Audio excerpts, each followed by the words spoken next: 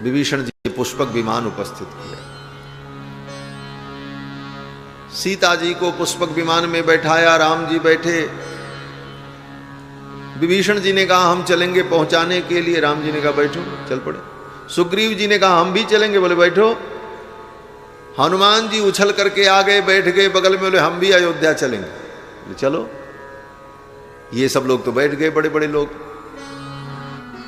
बड़े बड़े लोगों को तो कुर्सी मिल जाती है, साधारण लोग बेचारे क्या करें। अब जितने बानर थे वो सब बेचारे एक दूसरे को देखने लगे, उदास हो गए। जिनके लिए इतनी बड़ी लड़ाई लड़ी, वो सीता अयोध्या जा रही, राम जी जा रहे हैं। उन बानरों के मन के भाव को देखकर राम जी ने पूछा आप सबकी क्या इच्छा है? बानरों ने कहा हमारी भी इच्छा है कि हम आपकी अयोध्यापुरी का दर्शन करें, आपकी जन्मभूमि अयोध्या का हम दर्शन करें। हमारी भी इच्छा है हम आपका राज्याभिषेक देखें। भगवान ने बानरों से कहा चलो सब बैठ जाओ। सब बानर कूद कूद करके बैठ गए महाराज पुष्पक विमान में। राक्षस बेचारे खड़े थे वहां पे, विभीषण जी के जो सेवक थे। लंका में सब राक्षस थोड़ी मर गए थे, जो विभीषण के पक्ष के थे वो सब जीवित थे। उनकी पूरी आसुरी सेना थी, राक्षसों की सेना थी। विभीषण जी तो बैठ गए थे विमान में, वो राक्षस बेचारे दूर खड़े, हम क्या करें? भगवान ने कहा तुम सब चलो, सब चल करके अयोध्या का दर्शन करो।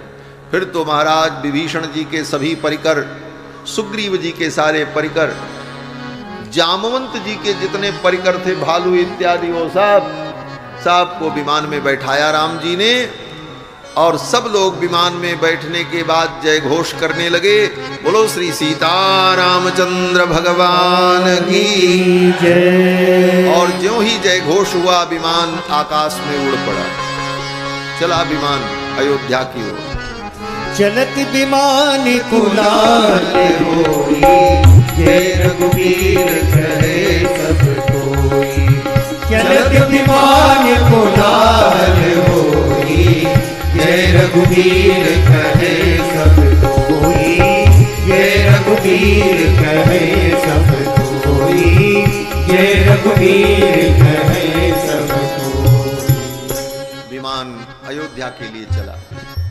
जब विमान चला तो समुद्र के तट पर जब पहुंचा तो राम जी ने सीता जी से कहा देखो सीते, यहीं पर युद्ध हुआ था, यहां पर मैंने रावण को मारा था, यहां पर मैंने कुंभकर्ण को मारा। उन सारे स्थलों को आकाश में बैठे बैठे राम जी ने सीता जी को दिखाया। आगे बढ़े, किष्किंधा दिखाई पड़ा। राम जी ने कहा यही किष्किंधा सुग्रीव की राजधानी है, यहीं से सारी योजना बनी और बानरों की सेना आपको ढूंढने के लिए गई। मां जानकी ने कहा सुग्रीव की पत्नी जो तारा है और रूमा है, मैं उनसे मिलना चाहती हूं, उनसे मिल करके तब मैं अयोध्या चलूंगा। विमान उतर गया किष्किंधा में भगवान का। डायरेक्ट फ्लाइट नहीं थी, कनेक्टिंग थी, रुकते रुकते आना था। विमान जब चला है लंका से तो पहले किष्किंधा में उतरा, और किष्किंधा में उतरने के बाद बानरों से भगवान मिले। और जितनी बानरियां थीं, तारा, रूमा, ये सब, उन सब ने कहा हम भी अयोध्या का दर्शन करना चाहते हैं। सीता जी ने कहा चलो बैठो, वो साहब बैठ गई महाराज। विमान छोटा मोटा नहीं था। पुष्पक विमान की विशेषता क्या थी? बोले उसमें कितने भी आदमी बैठ जाएं फिर भी एक सीट खाली रहती थी, ये उसकी विशेषता थी। दिव्य विमान था, कुबेर का विमान था। चला विमान महाराज, सब बानरियों को ले लिया। फिर विमान जब किष्किंधा से चला तो पंचवटी पहुंचा।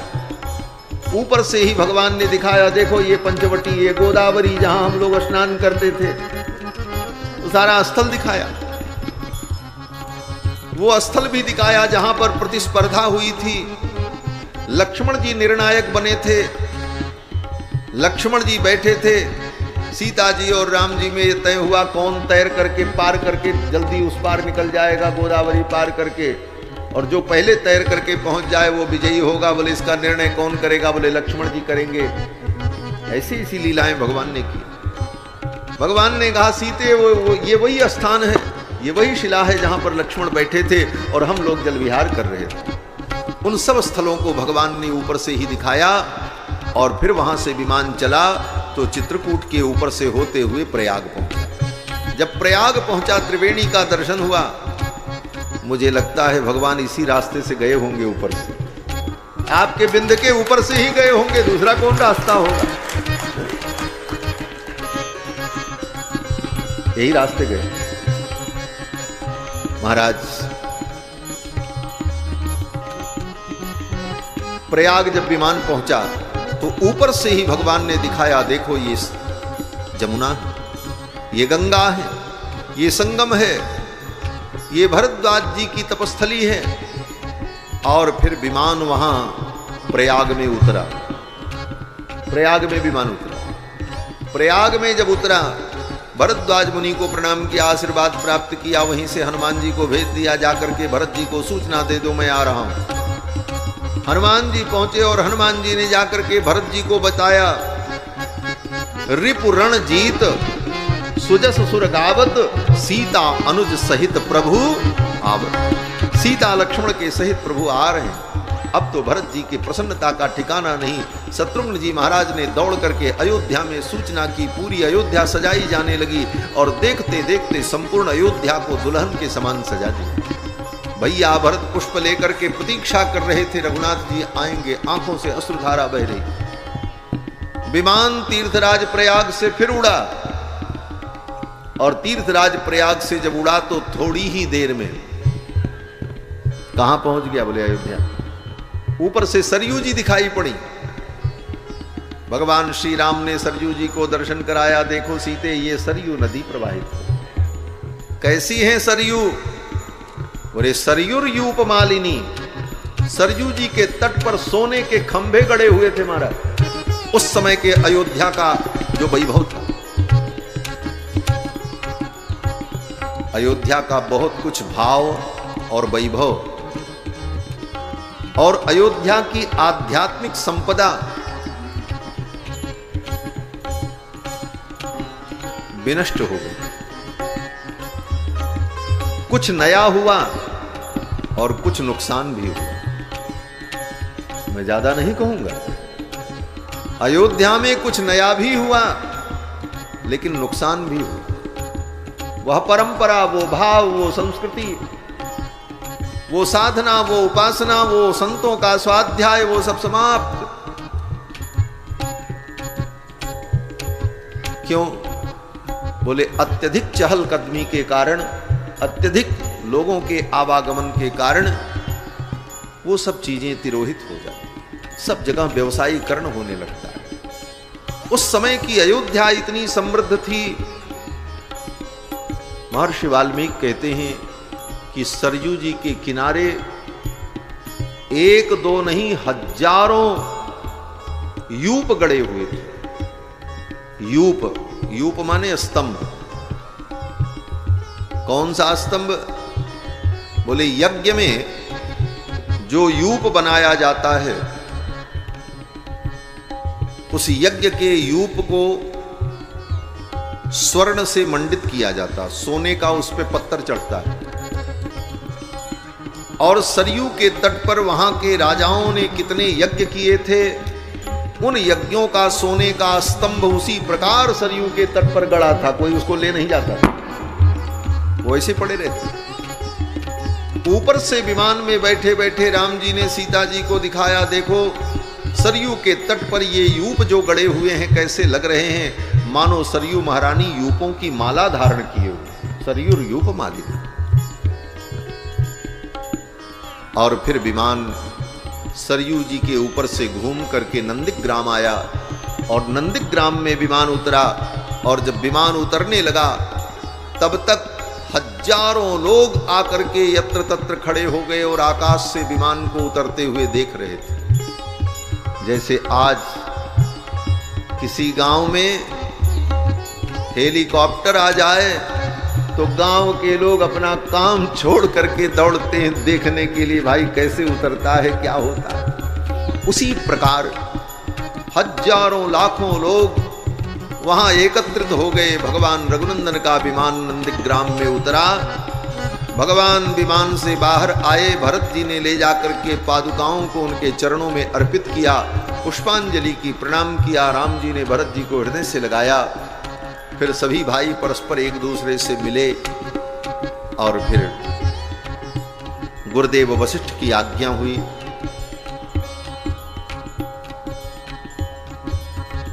चारों भाइयों ने स्नान किया और फिर ये हुआ कि अब राम जी का राज्याभिषेक। मंत्रियों ने वशिष्ठ जी से कहा, गुरुदेव इसके लिए मुहूर्त क्या होगा? वशिष्ठ जी ने कहा, कोई मुहूर्त नहीं, अभी राज्याभिषेक होगा, इसी समय होगा। राम जिस समय राजा बनेंगे वही सबसे सुंदर मुहूर्त होगा। और उसी समय श्री सीता रामचंद्र जी को गुरुदेव वशिष्ठ ने अयोध्या के राज सिंहासन पर विराजमान किया और स्वर्ण का किरीट मुकुट, जो किरीट मुकुट ब्रह्मा जी ने इक्ष्वाकु मनु के मस्तक पर रखकर अयोध्या का राज्य सौंपा था, वह किरीट मुकुट वशिष्ठ जी ने अपने हाथों से उठाया और राम जी के मस्तक पर धारण कराया। और जब राम जी के मस्तक पर मुकुट धारण कराया, देवताओं ने पुष्प की वर्षा की, जय जयकार की और वशिष्ठ जी महाराज ने राम जी के मस्तक पर प्रथम तिलक किया। प्रथम तिलक वशिष्ठ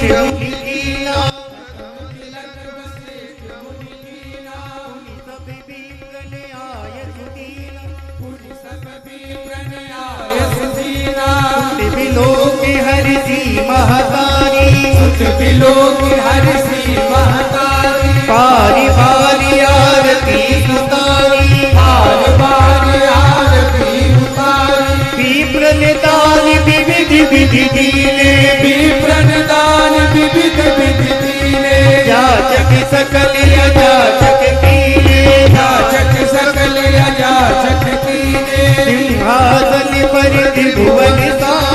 सिंहासन पर त्रिभुवन साई, तेज सुरन दुंदुभी बजाई, तेज सुरन दुंदुभी बजाई,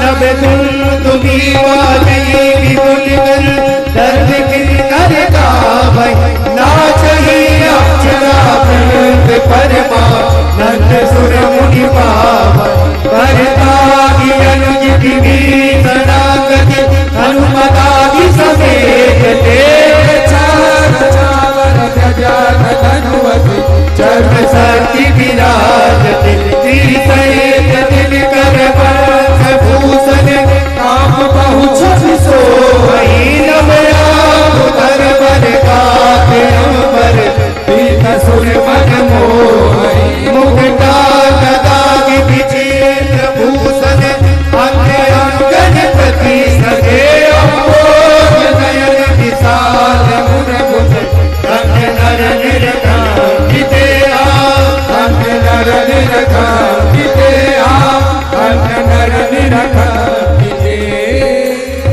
ब्राह्मणों ने वेद मंत्र पाठ किया, गुरुदेव वशिष्ठ ने प्रथम तिलक किया, देवताओं ने पुष्प की वर्षा की, जय जयकार की। भगवान राजाधिराज बनकर अयोध्या के सिंहासन पर विराजमान हुए। भैया भरत चमर डुलाते हैं, लखन लाल जी छत्र धारण कराते हैं, शत्रुघ्न जी चमर डुलाते हैं, हनुमान जी चरणों में विराजमान हुए। सभी माताओं ने रघुनाथ जी को राज्याभिषेक की बधाई दी और फिर तो अयोध्या में उत्सव मनाया गया। गली गली में बधाई गाई जाने लगी, राजा बने रघुरैया, अवध में बाजे बधैया। और फिर अनेक प्रकार के विविध उत्सव हुए। पूरी अयोध्या में होली का दिव्य महोत्सव हो गया, बधाई बजी, लोग एक दूसरे के ऊपर रंग गुलाल पुष्प फेंकने लगे और राम जी का ये राज्याभिषेक महोत्सव, विलक्षण महोत्सव आनंद हुआ। स्वर्ग के देवता भी आकर के अंतरिक्ष में खड़े होकर राम जी के राज्याभिषेक का दर्शन करते हैं। बधाई।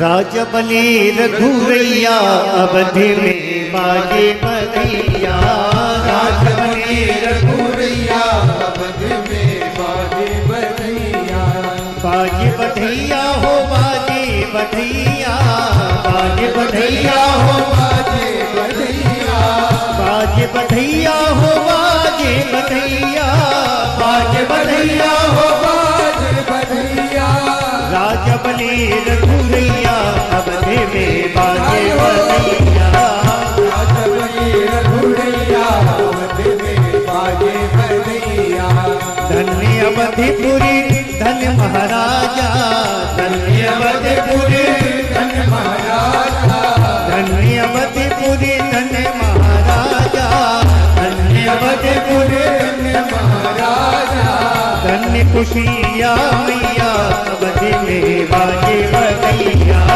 धन्य कुशिया मैया अवधि में बाजे बधैया, राजबली रघुरैया अवधि में बाजे बधैया, राजबली रघुरैया अवधि में बाजे बधैया, कौन लुटावे अन धन सोना, कौन लुटावे अन धन सोना, कौन लुटावे हाँ कौन लुटावे हाँ कौन लुटावे, कौन लुटावे अन धन सोना, कौन लुटावे अन धन सोना, कौन लुटावे रघुरैया अवधि में बाजे बधैया, कौन लुटावे रघुरैया अवधि में बाजे बधैया, राजबली रघुरैया अवधि में बाजे बधैया, राजबली रघुरैया अवधि में बाजे बधैया,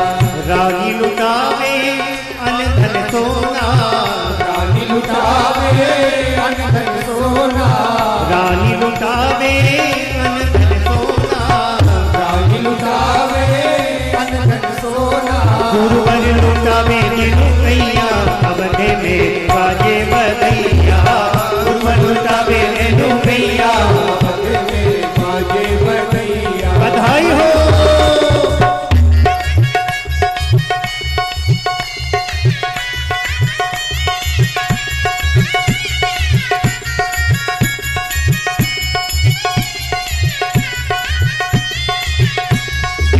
बोला राजा रामचंद्र की जय हो।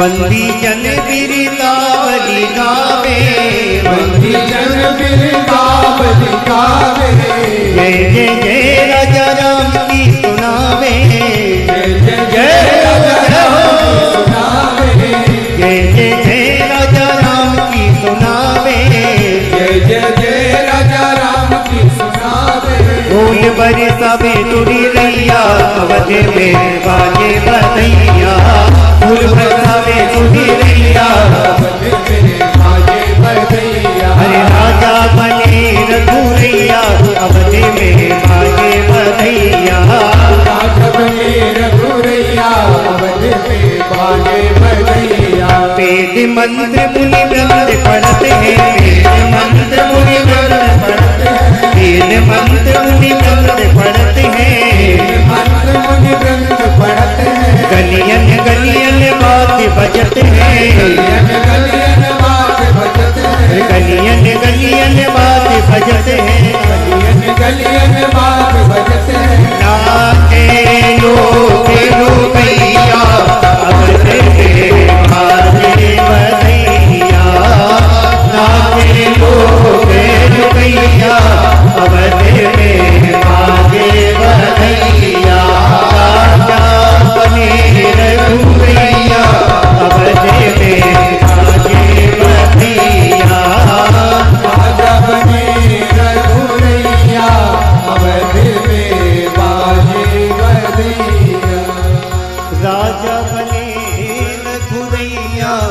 अवध में बाजे बधिया, राजा बने रघुनैया, अवध में बाजे बधैया।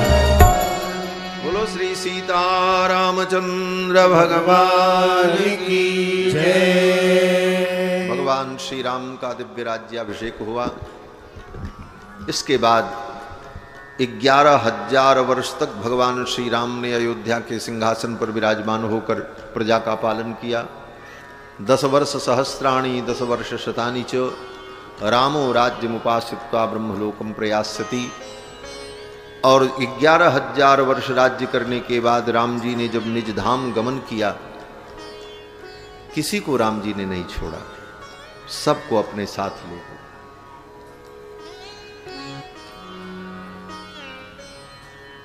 सारे अयोध्यावासी को अपने साथ ले गए। जो आपका होगा आप उसे नहीं छोड़ेंगे, और कहीं अपनत्व में कमी है तो परिस्थिति और कारण बता करके व्यक्ति उसे छोड़ करके चला जाता है। बाद में आपको ले चलेंगे, अभी व्यस्तता में है, थोड़ा जरूरी है। लेकिन राम जी ने किसी अयोध्यावासी को नहीं छोड़ा, क्योंकि अति प्रिय मोही यहाँ के वासी। अयोध्यावासी राम जी को इतने संपूर्ण अयोध्या को लेकर के गए, यहां तक कि अयोध्या की तृण घास लता गुल्म भी नहीं बची, एक घास नहीं बची महाराज, सबको लेकर के भगवान बैठे। आज तक के इतिहास में जड़ चेतन समस्त प्राणियों पर कृपा करके उन्हें भगवत धाम प्रदान कर देने की ये विलक्षण लीला श्री रामावतार में राम जी के द्वारा हुई। ये राम जी का औदार्य है, राम जी की महानता है, और राम जी का राज्य और राम जी की ये भक्त वत्सलता, राम जी की उदारता, चरणाश्रितों पर कृपा करने का स्वभाव, यही राम जी का हम सभी लोगों के लिए आश्रय है। और रामायण के माध्यम से इन्हीं विषयों को हम लोग सुनते हैं और अनुभव करते हैं। राम जी ने तो अपनी लीला को पूर्ण किया।